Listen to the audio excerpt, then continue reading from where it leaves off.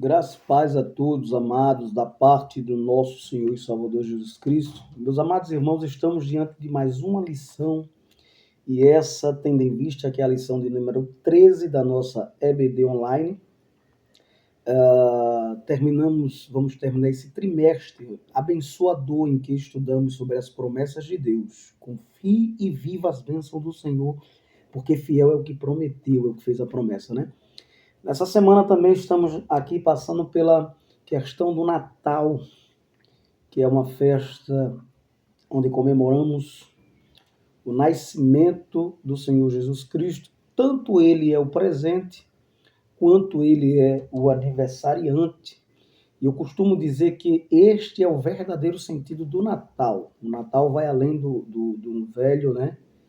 Do velho Noel, né? Seria o Natal do Noel ou do Emanuel. E a gente sabe que é o Natal do Emanuel, o Deus conosco, o Deus entre os homens. O Deus que se fez homem, enquanto os homens quiseram se fazerem Deus e ainda querem se fazer Deus. Meus amados, então, Feliz Natal para cada um de vocês, todas as famílias da EBD, né, que vão para a escola bíblica dominical, que criam seus filhos no caminho que devem andar, tá bom?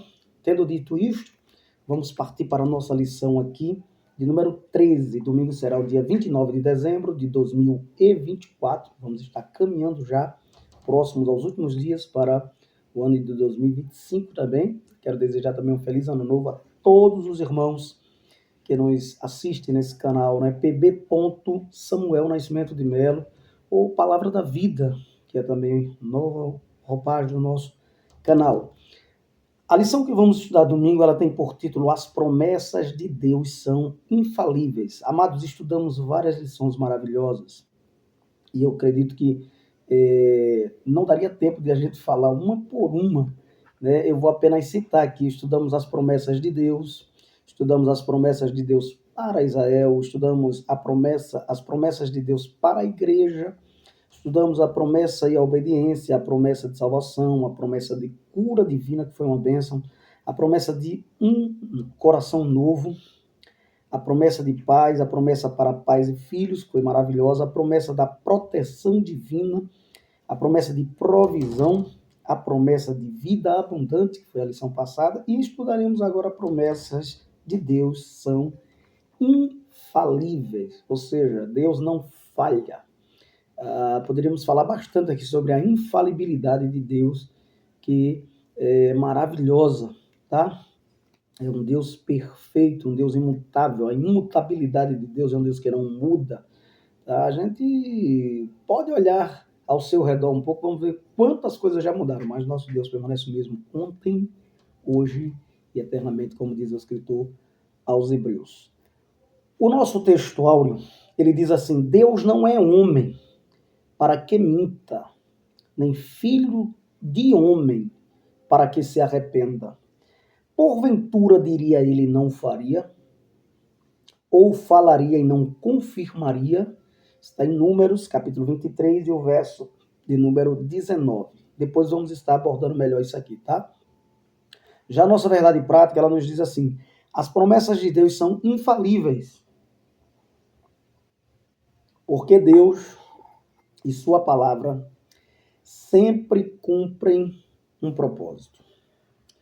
Amados, a leitura bíblica em classe está no livro dos Salmos 102, versículo 25 ao 27, e 2 Pedro 3, 8 ao 13. No Salmo diz assim: desde a antiguidade fundaste a terra, e os céus são obras das tuas mãos. Eles perecerão, mas tu permanecerás.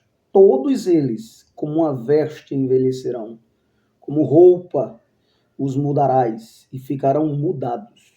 Mas tu és o mesmo e os teus anos nunca terão fim. Olha que coisa gloriosa. Segundo Pedro, ainda capítulo 3, o verso 8 ao 13 diz: mas, amados, não ignoreis uma coisa, que um dia para o Senhor é como 1000 anos, e 1000 anos como um dia. O Senhor não retarda a sua promessa, ainda que alguns a tenham por tardia, mas é longânimo para convosco, não querendo que alguns se percam, senão que todos venham a metomínia, a arrepender-se, tá? A mudar de atitude, a voltar atrás. Mas o dia do Senhor virá como um ladrão de noite, no qual os céus passarão com grande estrondo, e os elementos ardendo se desfarão, e a terra e as obras que nela há se queimarão. Havendo, pois, de perecer todas estas coisas, que pessoas vos convém ser em santo trato e piedade, aguardando e apresentando-vos para a vinda do dia de Deus, em que os céus em fogo se desfarão e os elementos ardendo se fundirão. Se fundirão? Pergunta, né? Mas nós, segundo a sua promessa, aguardamos novos céus e nova terra em que habita a justiça, também conforme Apocalipse 21, novos céus e nova terra. Queridos irmãos e amigos em Cristo Jesus, inscreva-se lá no nosso canal, tá bom? PB Samuel Nascimento de Melo, e seja um missionário. Na introdução da nossa lição ainda nos diz assim: a Bíblia revela atributos exclusivos de Deus. Lembra que a gente estudou em lições passadas? Atributos comunicáveis, aquele que Deus comunica a nós: amor, né, paz, temperança e outros. E atributos incomunicáveis, que só pertencem a Deus: onisciência, onipresença, onipotência, infalibilidade, mutabilidade, imutabilidade e assim por diante, eternidade, tá? Então, sua onipotência, onisciência, onipresença, e o que enfatizaremos nessa lição, sua imutabilidade. Por isso, ele não falha nem suas santas promessas, tanto no Antigo quanto no Novo Testamento. A infalibilidade de Deus em suas promessas é um tema de grande valor que fortalece a nossa vida espiritual e aprofunda nosso relacionamento com Ele. Vivemos em uma geração tão falível, vivemos em meio a comunidades e a sociedades tão mutáveis, a costumes, a maneira de falar, a cultura em si, e vivemos também diante de um Deus que não falha, que não muda, e que isso gera um choque, muitas vezes. As pessoas acham que todos são iguais nesse sentido de viver em uma vida desordenada, e isso é um choque muito grande entre os que servem a Deus e os que não servem. No primeiro tópico da nossa lição diz: Deus é infalível. Alguma dúvida disso? Podemos contestar isso, mas podemos afirmar, e isso temos certeza, a infalibilidade de Deus. O Salmo 102, ele mostra isso no texto onde nós lemos a leitura bíblica em classe, revela a autoridade de Deus, exemplificada pelo seu governo sobre a criação. Lembra-se que a palavra de Deus diz também no livro de Mateus que passarão os céus e a terra, mas as suas palavras não hão de passar. A gente nunca pode esquecer disso, né? Contudo, o salmista faz o contraste entre Deus e sua criação. O que há na criação um dia passará, né? Envelhecerá, mudará, mas o Criador não muda. A gente vê isso todos os dias. Basta olhar uma flor, ela cresce, abrocha, né? Ela abre, ela floresce, ela desabrocha, mas depois ela murcha, ela seca, ela é queimada, ela passa. Então ele permanece para sempre. A imutabilidade de Deus revela que ele é infalível, um Deus que não muda, não falha. Tá? Por isso que a Bíblia não há uma só referência que mostre que Deus falhou em seus planos. Me diga um de que ele falhou. Palavras e promessas. Ele é absoluto, infalível e imutável. Tá bom? Segundo subtópico do primeiro ponto diz assim: uma promessa infalível. Em 2 Pedro 3, né, que é a leitura bíblica também em classe nossa, vemos que o apóstolo Pedro tem o propósito de responder à igreja. a respeito da suposta demora do retorno do Senhor. Provavelmente eles vão estar dizendo, cadê o Senhor que não voltou ainda? Precisamos ver, naquela época, há praticamente mais de 2.000 anos atrás. Agora imagina hoje, depois de 2.000 anos, estamos debaixo de uma promessa. E aí a gente vai ver, queridos, que os pensamentos de Deus não são iguais aos nossos pensamentos, os caminhos de Deus não são iguais aos nossos. O Senhor para um dia é como 1.000 anos como um dia, ou seja, isso não faz diferença para Deus. Deus é atemporal. Ele não está preso a tempo, a espaço de tempo. Nós, sim, seres humanos, estamos presos a um tempo e a espaço de tempo. Então ele explica que o tempo de Deus é diferente, né? A gente classifica como cronos e como o kairos, né? O tempo de Deus, o do homem cronos e o de Deus kairos. Mas é difícil a gente fazer uma definição objetiva e clara se não começarmos a tentar pensar da maneira que ele pensa. E aí, só com o Espírito Santo, porque ele vai penetrar na mente inescrutável de Deus. Então ele explica que o tempo de Deus é diferente do nosso, pois ele é o Criador e nós somos as criaturas, irmãos. Ele é infalível, nós somos falíveis, ele é imutável, nós somos mutáveis.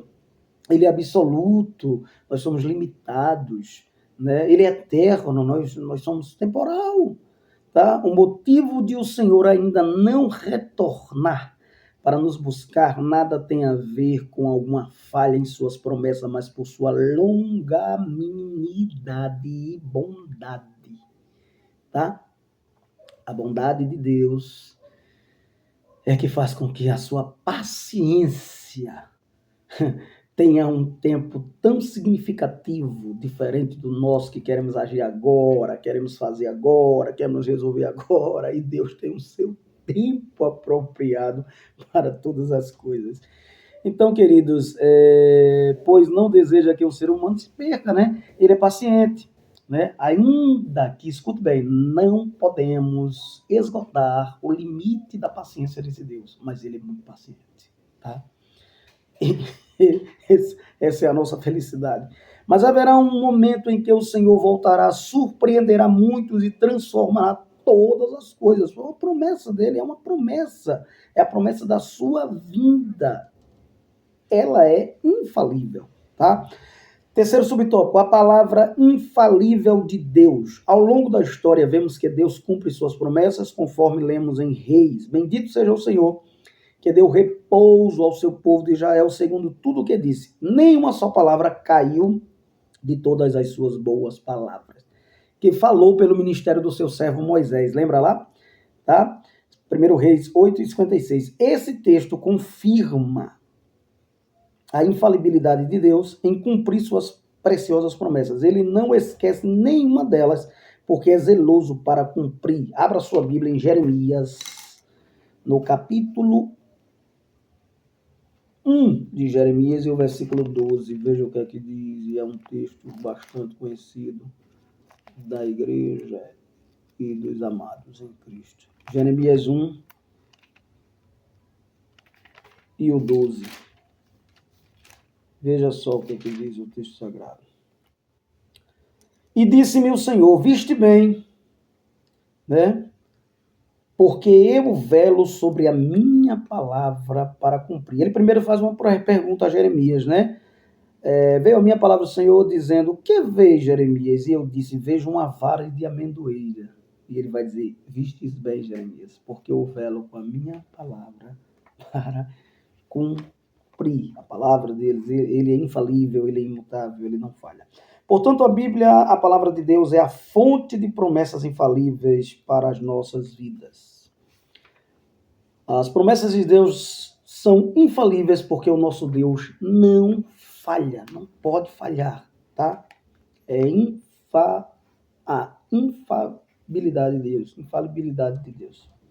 Deus não mente nem se arrepende. Aí vem outra questão, segundo tópico da nossa lição. Deus pode mentir?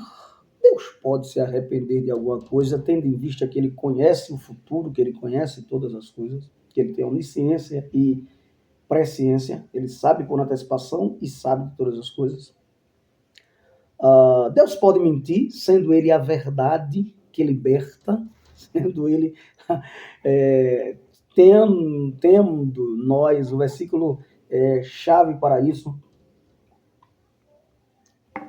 em João 8,32, conhecereis a verdade vos libertará. E Jesus vai dizer, eu e o Pai somos um. E Jesus vai dizer em João 14, eu sou o caminho, a verdade e a vida. Tá? Então Deus é um Deus de toda a verdade, certo? Deus não mente nem se arrepende. Em Números, lemos que Deus não mente nem se arrepende. Ao longo dos capítulos 23, há um contexto que reforça a verdade de que o Altíssimo não mente, o Todo-Poderoso não mente, nem se arrepende. Por ocasião da tentativa de Balaque em fazer com que Balaão amaldiçoasse o povo de Israel, lemos que ao introduzir a mensagem da palavra de Deus, que não agradaria a Balaque, o profeta Balaão enfatizou que ele não mente nem se arrepende, para em seguida arremetar, eis que recebi mandado de amaldiçoar, pois ele tem abençoado e eu não posso revogar, não posso amaldiçoar aquilo que Deus abençoou, tá? Assim Balaão não podia fazer o que Deus não havia decretado. No segundo subtópico, aí diz assim, Deus se arrepende? Vem uma pergunta, né? Deus não mente, nem se arrepende. Mas aí vem a pergunta, Deus se arrepende? Porque tem um texto em Gênesis que aparentemente parece uma contradição. A questão de Gênesis 6 e a questão de Números, capítulo 23 e o verso 19. Porque ele vai dizer que Deus não é homem para que minta, nem filho de homem para que se arrependa. Mas em Gênesis 6, lemos que Noé construiu uma grande arca, como todos sabem da história, que construiu uma grande arca para a salvação deles e de sua família e dos animais, por causa da destruição que Deus tinha prometido destruir a terra, né? E a sociedade de sua época. Entretanto, esse mesmo texto diz que Deus havia se arrependido de ter feito o ser humano, pois pesou-lhe o coração ao contemplar o caminho de corrupção e violência que a humanidade decidiu trilhar. O texto vai dizer que toda a carne havia se corrompido. Afinal de contas, Deus se arrepende ou não? Aí vem o terceiro subtópico, né? Do segundo ponto. Uma aparente contradição. Em Números, lemos que Deus não se arrepende. Capítulo 23, verso 19. Já em Gênesis, lemos que ele se arrependeu. E aí, se arrependeu ou não? Certo? Se diz que se arrepende e não se diz que não se arrepende e se arrependeu, estaria mentindo. Mas ele não é homem para que minta, nem filho do homem para que se arrependa. Como resolver essa aparente contradição? Arrependimento nada tem a ver com algo que ele tenha feito de errado. Deus não se arrepende por nada que fez. Inclusive o texto em Gênesis vai dizer que em Gênesis 1:31 Deus estava plenamente satisfeito ao criar todas as coisas. No capítulo 1, versículo 31, do capítulo 1 até o 31, 7 vezes ele vai dizer, viu Deus que era bom, viu Deus que era bom, viu Deus que era bom. E no 31 ele vai dizer, viu Deus que era muito bom, tudo que tinha criado. Ele estava satisfeito com a sua criação. Era muito bom. Mas em Gênesis 6:6 ele declara que se arrependeu de ter feito o homem na terra. Como resolver essa situação, queridos?